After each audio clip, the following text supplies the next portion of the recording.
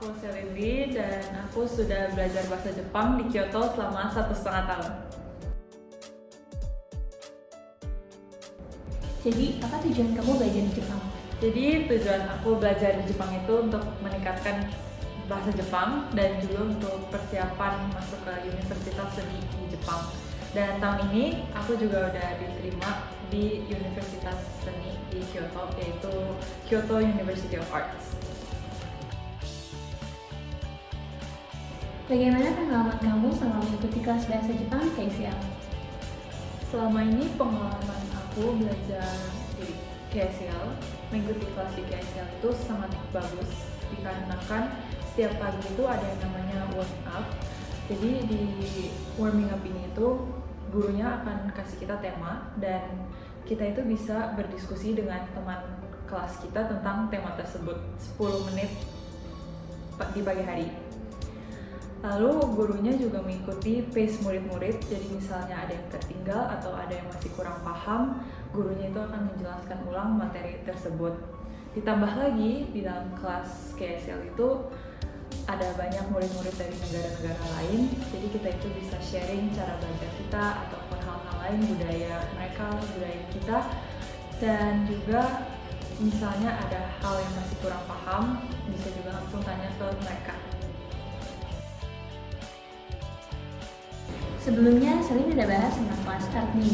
Boleh tolong jelasin nggak gimana sih kelas art di KSL itu?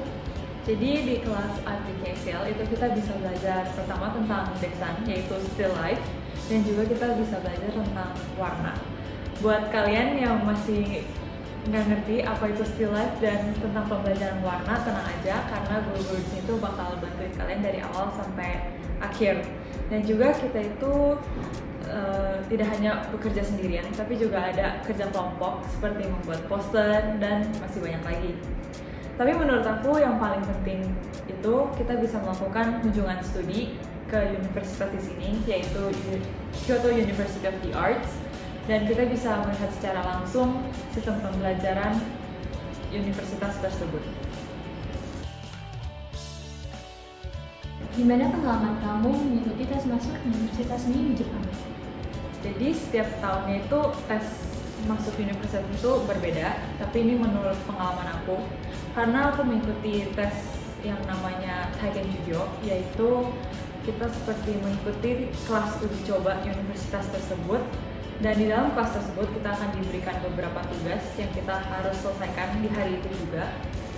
Dan setelah kita menyelesaikan tugas itu, kita juga harus mempresentasikan di depan guru-guru dan juga murid-murid lainnya yang mengikuti tes tersebut.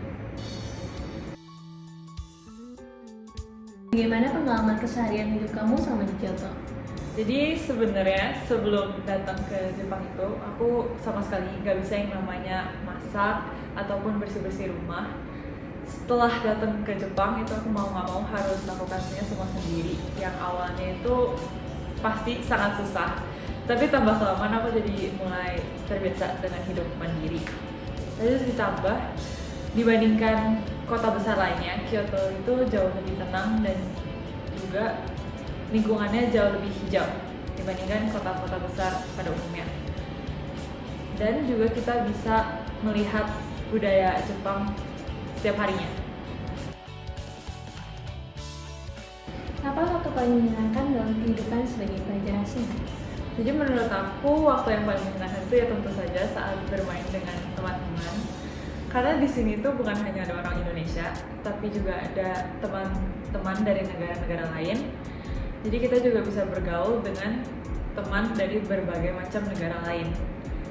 Dan juga karena aku mengikuti ekstrakurikuler yang ada di universitas ini, aku juga bisa bergaul secara langsung dengan mahasiswa Jepang.